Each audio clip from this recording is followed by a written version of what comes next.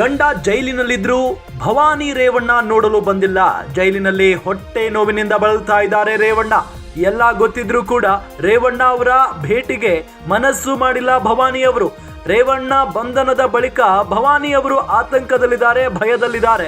ಭವಾನಿಗೆ ಕಾಡ್ತಾ ಇರುವಂತ ಭಯ ಆದ್ರೂ ಏನು, ಬಹಿರಂಗವಾಗಿ ಕಾಣಿಸಿಕೊಂಡ್ರೆ ಅವರನ್ನ ಅರೆಸ್ಟ್ ಮಾಡುವಂತ ಸಾಧ್ಯತೆ ಇದೆ.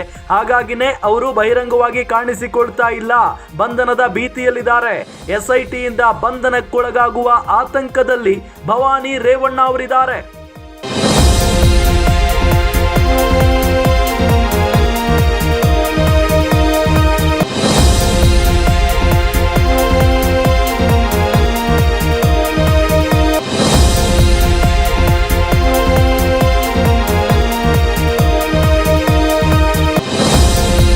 ಕೊನೆಗೂ ರೇವಣ್ಣ ಭೇಟಿಗೆ ಮುಂದಾದ್ರ ಭವಾನಿ.